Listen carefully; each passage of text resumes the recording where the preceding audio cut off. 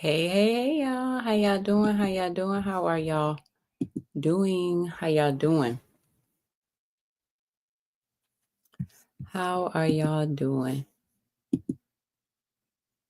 Welcome to another daily devotion.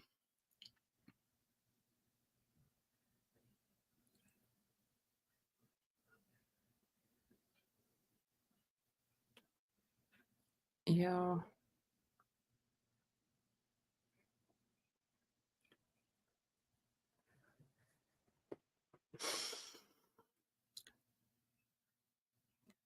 Welcome to another daily devotion. We are on part 2 of Don't Burn Out. We are on part 2 of Don't Burn Out.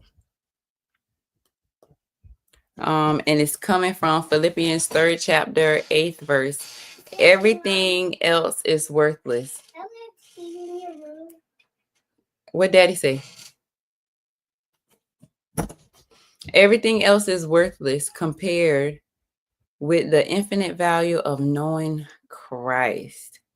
Everything else is worthless.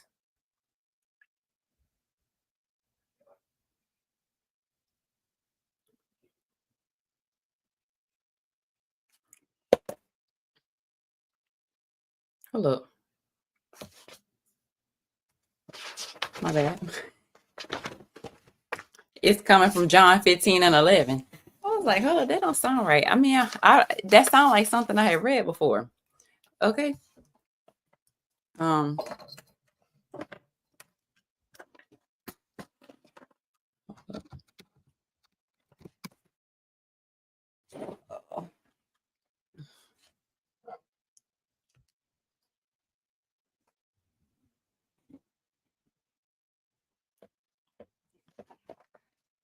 Don't burn out. This is our part 2. It's coming from John 15, chapter 11th verse. These things I have spoken, that my joy may remain in you, and your joy may be full. To keep from burning out, do this. 1. Join a support group. Ask yourself, who fills the role of Paul to your Timothy? Who teaches you to pray like Jesus and John the Baptist taught? Who teaches you to pray like Jesus and John the Baptist taught their disciples? With whom can you share your struggles? The Bible says, as iron sharpens iron, a friend sharpens a friend. Proverbs 27 and 17. Ministry peers understand your physical, emotional, and spiritual needs and can suggest new, refreshing spiritual practices. Number 2, use the middle 2 letters of the alphabet. No, without apology. Know your gifts and your limitations. Face your fears. Don't avoid them by burying them and pretending they don't exist. And above all, try to avoid falling into the state of helplessness. Take time to develop beneficial coping strategies. Don't imagine that ordinary events are catastrophic. They're out to get me is a sure sign of a burnout. And don't adhere to a certain viewpoint just because you always have. Like outdated clothes, it can become ill-fitting and absurd. Oh my goodness. Number 3, recognize it's not wrong to have fun. Your body won't allow you to laugh and develop an ulcer at the same time. And that's a good thing. Jesus said, these things I have spoken, that my joy may remain in you and your joy may be full. He also said that unless you become as little children, ye shall not enter the kingdom. Matthew 18 and 3. Kids don't try to run the world single-handedly or obsess about work that's piling up. They live in the moment. The only advantage to living with stress is you get to meet Jesus earlier. But given more time, your reward may have been given, may have even got, oh Lord. But given more time, your reward may have been even greater. Don't burn out. So now you have a total of how many strategies you got? 7. Because 4 strategies from yesterday and 3 strategies for today.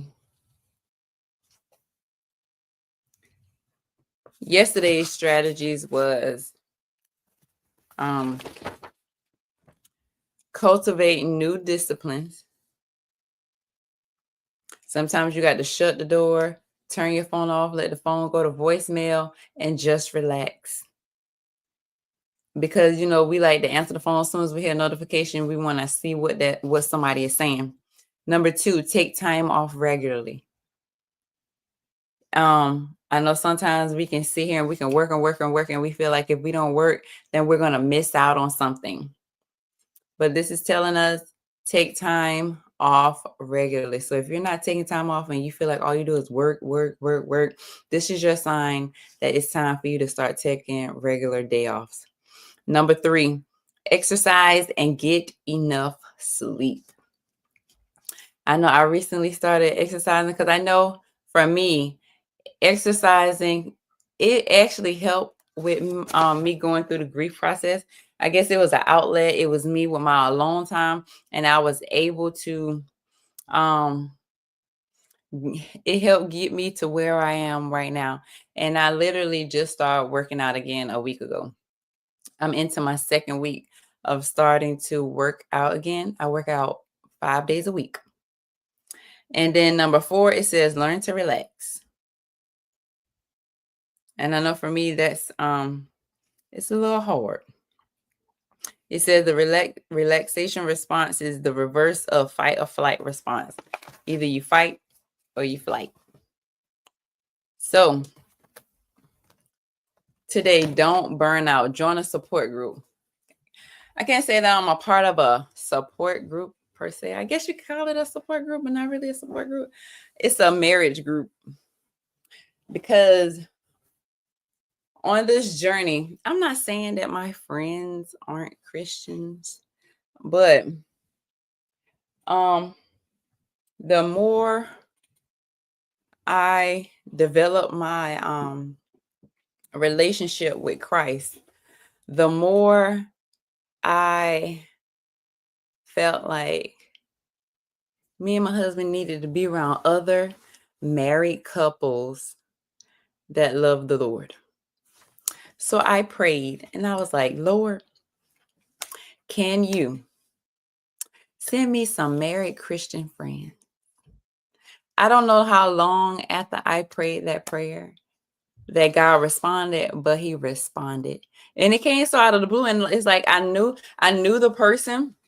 I've known her for what? Amaya about to be 8 Saturday. So I've known her for a little over 7 years that I've known her.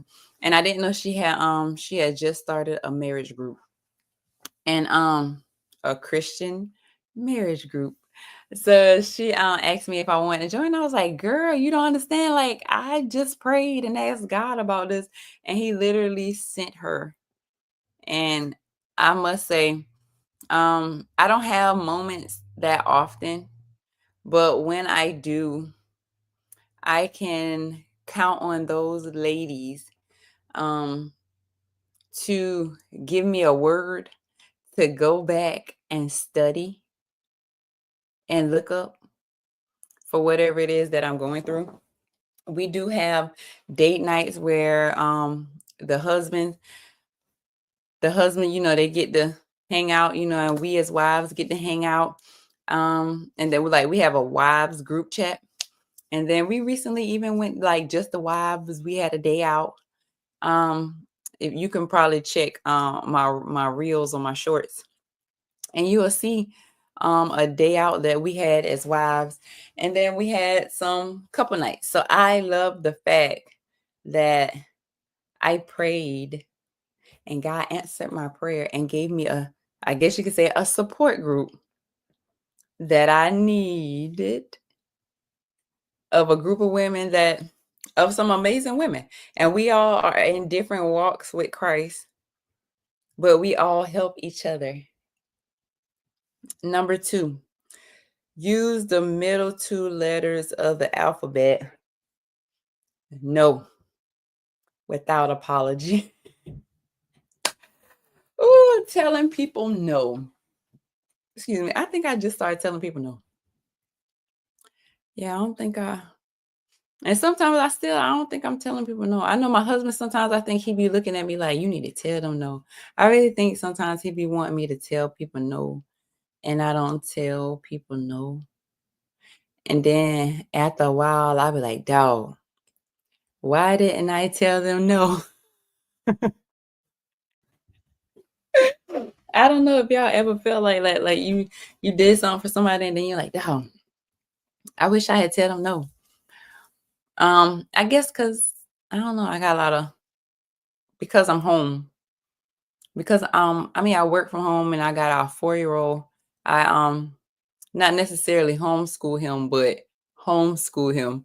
I tell him he goes to mommy school, so he, I help him with his ABCs. Right now he knows his ABCs and he know how to count.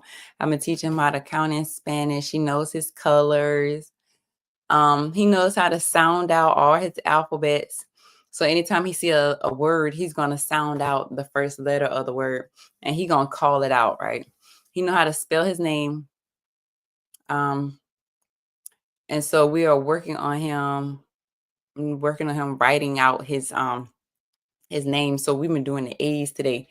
But I think because I'm home, I feel like I don't know. I felt like if somebody asked me to do something, because I'm home and most people that I know are at work, I like sometimes I volunteer to do things, and I was like,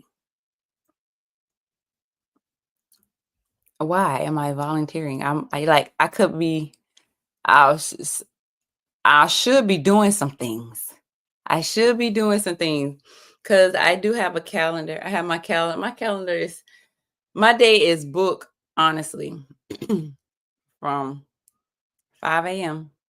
to 9:30 every day, of a schedule for me to get some work done while I'm home. And sometimes I don't say no and I go do. Then I miss doing what it is that I'm supposed to be doing. So that's something that I need to start doing. I need to start saying no. I mean, it's not that it happens a lot, because it doesn't. And I don't mind helping. I don't mind helping, but I know where I'm going right now. I do need to start saying no, because I'm working on some things the Lord got me working on, and I got to say no. And number 3, realize it's not wrong to have fun. I don't have a problem with that. I mean, I don't go places like that, honestly. Like the rare times my friends, we have our group chat and we be like,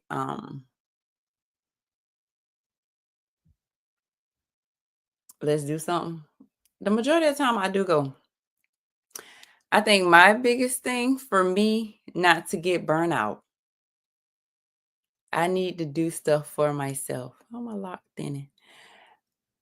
I need to do some things for myself. Um, I'm always thinking about other people and what I can be doing, like for the kids and stuff like that, that I don't have alone time. I don't have alone time out my house. I don't have alone time out my house. And that's something that I used to do, that I stopped doing, that I need to get back to. I need to start having me time outside the house. I have alone time in the house, but it's refreshing not to be around children all day. because I'm around my children all day. Like the baby, I want when he starts school, the fall, when the kids start back for the 2025-2026 year, me and my husband trying to think of what school he's going to go to. Not sure if we want him to go to the one up the street, because our daughter, she doesn't go to the one up the street from us. So we're trying to determine where we're going to send him. But I don't think I'm gonna know what I'm gonna do with myself, because this will be the first time when he go to school. This will be the first time I'll be home by myself in the day with no kids. I ain't gonna know what to do with myself. Not to be around kids all day. I know other stay-at-home moms, they know how I feel. Because sometimes you just need a break and you just need to get out of the house and you need to go do your own thing. And I haven't been doing that. So that's one of the things that I need to work on, is doing me some alone time so I won't burn out. Whether it's with ministry, whether it's with my family, whatever it is. If that's you, this is your sign that you need to have some alone time, and realizing that it is not wrong for you to have fun. It says the only advantage to living with stress is you get to meet Jesus earlier. Do y'all hear that? It's basically telling, if you do not start doing these things, you're going to be heavy with stress. And what does stress cause? Stress causes your hair to come out. It causes you to be unhealthy. You can have a heart attack. You have anxiety attacks. Like it's a lot of health issues behind being stressed out. So if we do not get it under control and start implementing these things into our everyday life, then we can burn out. And sometimes people get so burnt out that they're so stressed out, they end up in the hospital, having a stroke, having a heart attack, or whatever it is. And some people pass away. And I know I don't want to be meeting Jesus early. Okay. And it says, but given more time, your reward may have been even greater. So make sure you are not burning out and you are implementing these 3 things. Today is talking about joining a support group. Number 2 is use the middle 2 letters of the alphabet. No. Without apology. Without apologizing, start telling people no, you can't do, and be fine with it. Be okay with it. When somebody said no is a complete sentence. So be okay with telling someone no and not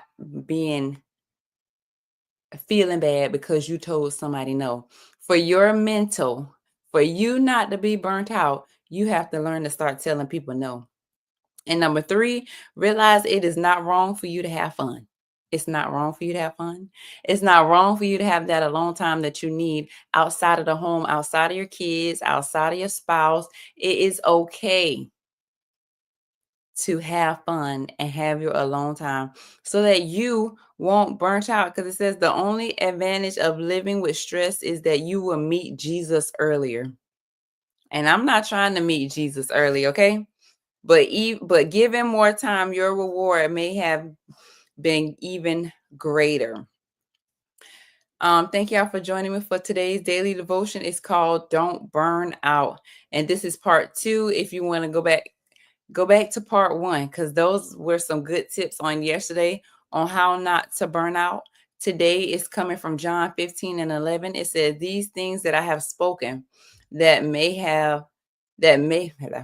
these things I have spoken, that my joy may remain in you and your joy may remain full. I pray that you all have an amazing night on purpose. I pray that you all were blessed by today's daily devotion.